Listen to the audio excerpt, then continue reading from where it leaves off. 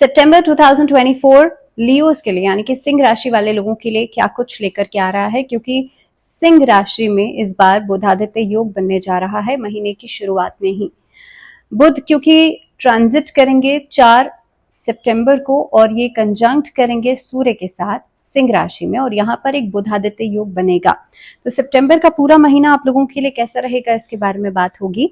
इस पूरे महीने में कौन कौन से ट्रांजिट्स होने वाले हैं इसके बारे में बात होगी। साथ ही में आपका चार्ट जो है 1 सितंबर को क्या बनता है इसके बारे में बात करेंगे। तो सबसे पहले 4 सितंबर को सूर्य जो है 4 सितंबर को जो मर्करी है वो चले जाएंगे कर्क राशि से सिंह राशि में, जहां पर सूर्य के साथ कंजंक्ट करेंगे और बुधादित्य योग बनाएंगे। उसके बाद 23 सितंबर को एक बार फिर से ट्रांजिट करेंगे मर्करी फ्रॉम लियो टू वर्गो।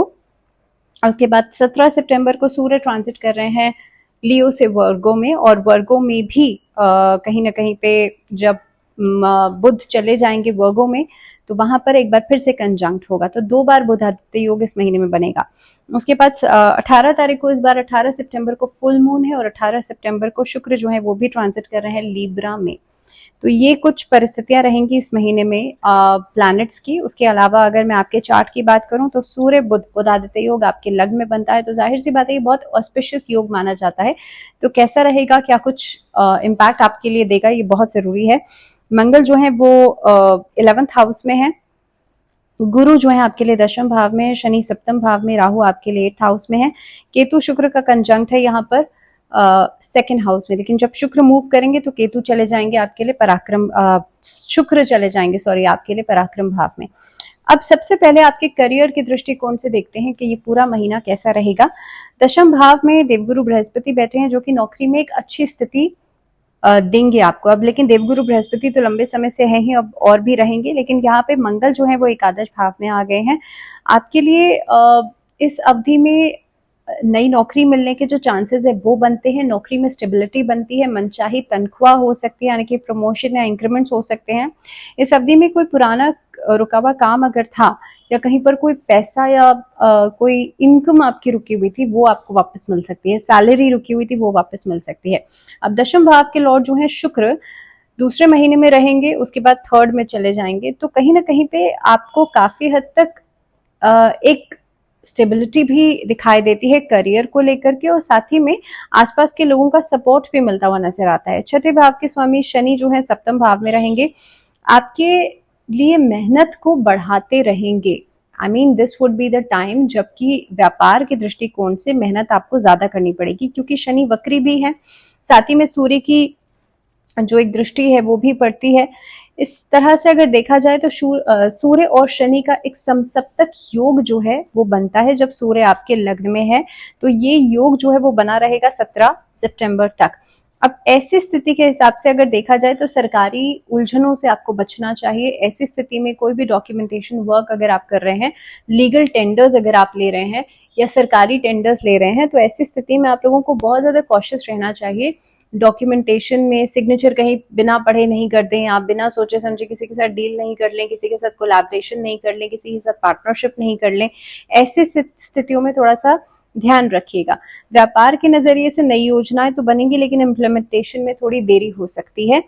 सूर्य 16 सितंबर से कन्या राशि में चले जाएंगे, दूसरे भाव में चले जाएंगे, परिस्थितियों में सुधार आएगा और व्यापार में तीव्रता आएगी। यहाँ से एक ऐसा फेस हो सकता है कि अभी तक आपका काम जो सूर्य और शनि के समसप्तक योग से रुका हुआ था वो काम आपका फिर से चलना शुरू हो जाएगा, फिर से चीजें प्रोग्रेस में आना शुरू हो जाएंगी। इस अवधि में कुछ नए संसाधन जो हैं उस पर आप लोग काम कर सकते हैं, जहां से आपको सफलता मिलेगी। आर्थिक नजरिए से अगर देखा जाए तो महीने की शुरुआत बुध आपके द्वादश भाव में यानी कि 4 सितंबर से हम बात करेंगे। 4 सितंबर से जो बुध है वो आपके यहाँ पर फिर लग्न में चले जाएंगे। तो महीने की शुरुआत में तो द्वादश भाव में है और उसके बाद 4 सितंबर को लग्न में ट्रैवल करेंगे, फिर 23 सितंबर को आपके 2nd हाउस में चले जाएंगे। तो ये एक परिस्थिति रहेगी बुध की। इसके अलावा तीसरे और 10वें भाव के जो लॉर्ड हैं शुक्र, वो 2nd हाउस में रहेंगे। आर्थिक स्थिति को बेहतर करने का काम शुक्र करेंगे आपके लिए इस महीने में, और इस महीने के अंदर मंगल पूरे महीने एकादश भाव में रहेंगे, आमदनी को लगातार बढ़ाते भी रहेंगे। और कहीं ना कहीं पे आप देखेंगे देवगुरु बृहस्पति दशम में बैठ करके दूसरे भाव को पंचम दृष्टि से पूरी तरह से देख रहे हैं। Now this will be the time जब आपके करियर में एक अच्छा मोड़ आपको नजर आएगा, पैसे का अच्छा खासा एक आवक जो है वो आपको नजर आएगी, बिकॉज यहाँ पे मंगल की पोजीशन, शुक्र की पोजीशन, गुरु की पोजीशन तीनों ही बहुत फेवरेबल नजर आ रही हैं। अब राहु यहाँ पर पूरे महीने में अष्टम भाव में रहेंगे, तो राहु तो देखिए लंबे समय से है और लंबे समय तक रहेंगे, अभी साल भर तो कहीं नहीं जाने वाले। तो राहु अष्टम भाव में होने की वजह से ना सिर्फ स्वास्थ्य में कष्ट को लेकर के आएंगे, ना सिर्फ स्वास्थ्य में कष्ट को लेकर के खर्चे बढ़ेंगे, बल्कि आपके लिए अननेसेसरी खर्चे और सडन खर्चे, सडन लॉसेस या सडन एक्सपेंसेस बढ़ सकते हैं। आर्थिक चुनौतियां आपको कई सारी ऐसी आपके सामने आ सकती हैं कि भाई पैसा आ तो रहा है लेकिन खर्च भी हो रहा है बहुत ज्यादा, तो ये एक जो टेंडेंसी है वो बनी रहेगी। इसके लिए क्या कर सकते हैं, राहु के मंत्रों का जाप जरूर करें, रुद्राष्टक का पाठ जरूर करें, श्रावण का महीना है, रुद्राष्टक का पाठ जरूर कीजिएगा, और हो सके तो इस अवधि के अंदर माँ लक्ष्मी की पूजा जरूर कीजिएगा। माँ लक्ष्मी को इत्र, गुलाब का इत्र आप लोग अर्पित कर सकते हैं और लक्ष्मी चालीसा का पाठ कीजिएगा। अब स्वास्थ्य के दृष्टिकोण से देखा जाए तो ये महीना बहुत आई वुड नॉट से बहुत अच्छा रहेगा, क्योंकि राहु अष्टम भाव में है, लेकिन हाँ ठीक रहेगा क्योंकि लग्न में सूर्य हैं और लग्न में सूर्य के साथ बुध भी हैं।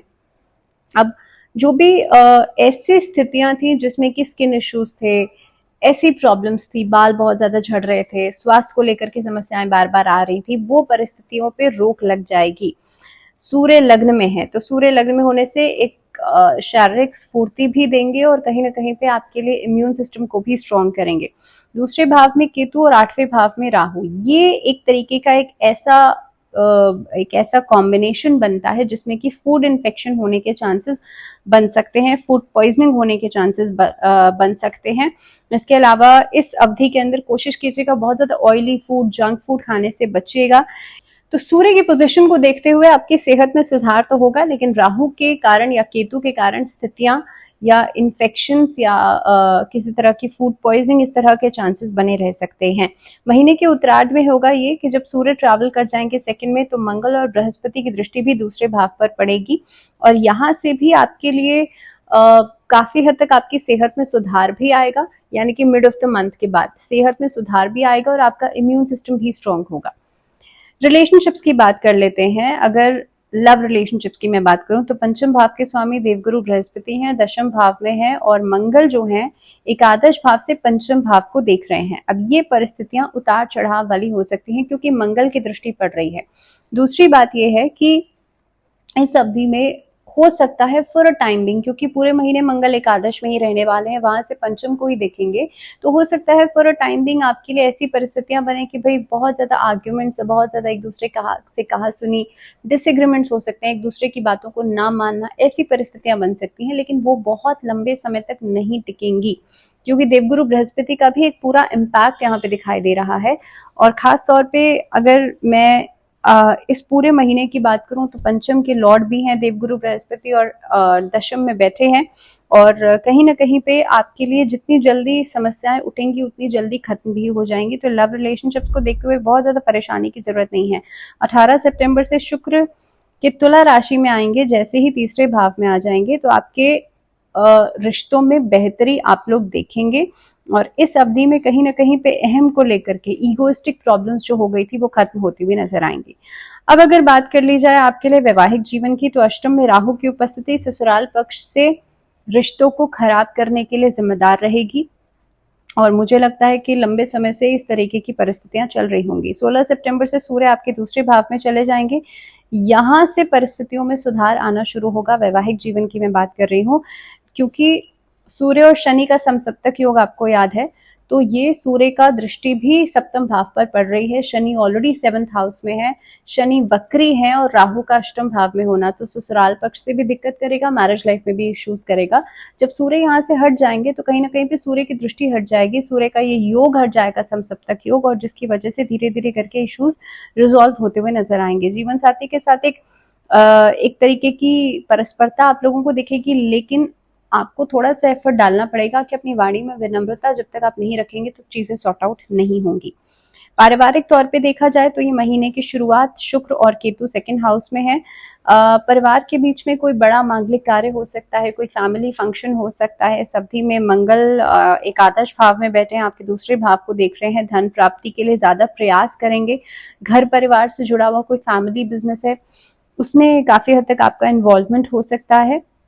अब महीने की शुरुआत में बुध द्वादश भाव में है, जिसकी वजह से फैमिली के जो एक्सपेंसेस हैं उसको बढ़ाएंगे। और जब बुध लग्न में आ जाएंगे तो फैमिली मैटर से जुड़ा हुआ कोई खासा डिसीजन लिया जा सकता है। इनफैक्ट आपके हिसाब से आपका क्योंकि बुध आदित्य युग बन रहा है तो आप लोगों के लिए आपकी बातों की साख जो है वो बढ़ेगी इस अवधि में। देवगुरु बृहस्पति पूरे महीने आपके चतुर्थ भाव को और द्वितीय भाव को देख रहे हैं। पारिवारिक जीवन में संतुलन भी बनाएंगे और मदर की हेल्थ में इंप्रूवमेंट करेंगे। शुक्र जब थर्ड हाउस में आएंगे तो कहीं ना कहीं पे ये एक ऐसी स्थिति बनती है जिसमें कि भाई बहन के साथ रिश्तों में अनुकूलता आपको दिखाई देगी। तो कुल मिलाकर के सामंजस्य रहेगा, फैमिली मैटर सॉर्टेड रहेंगे। अगर एजुकेशन की बात की जाए तो देखिए देवगुरु बृहस्पति दशम भाव में है। जो बच्चे अभी हाल फिलहाल में फ्रेशर्स हैं, नई पढ़ाई करके निकले हैं, उनको नई नौकरी मिल सकती है क्योंकि मंगल भी एकादश में चले गए हैं। और ये परिस्थिति ऐसी बन सकती है कि आपको नया कुछ करने का मौका मिलेगा। सेकेंडली, जो बच्चे अभी एकेडमिकली पढ़ाई कर रहे हैं उनके लिए फोकस बहुत अच्छा बन रहा है, डेडिकेशन बहुत अच्छा है, तो इस एनर्जी का इस्तेमाल जरूर कीजिए। दूसरी बात, इस अवधि में कोई बड़ा डिसीजन लिया जा सकता है क्योंकि बुधादित्य योग आपके लग्न में बनता है और मंगल एकादश में है। डिफेंस, आर्मी, एनडीए, अलग अलग इन सेक्टर्स में आप लोग आगे बढ़ सकते हैं या किसी कॉम्पिटिटिव एग्जाम की तैयारी कर सकते हैं। सरकारी पक्ष से जुड़ा हुआ अगर कोई कॉम्पिटिटिव एग्जाम की तैयारी आप लोग करना चाहते हैं उसके लिहाज से भी समय अच्छा रहेगा। और खास तौर पे ये जो पूरा महीना है एकेडमिक्स को लेकर के बहुत प्रोडक्टिव रहेगा। तो बच्चे जो भी किसी कॉम्पिटिटिव एग्जाम की तैयारी कर रहे हैं या वैसे भी, आप लोगों के लिए समय बहुत अच्छा दिखाई देता है। अगर उपाय की बात कर ली जाए तो आदित्य हृदय स्तोत्र का पाठ करना है आपको रविवार के दिन अगर आप डेली नहीं कर सकते, और नारायण कवच का पाठ करना है आपको डेली। इसी के साथ इस वीडियो में फिलहाल इतना ही। दीजिए इजाजत, लेकिन जुड़े रहिए चैनल के साथ। And till the next video, ध्यान रखिए अपना। नमस्कार।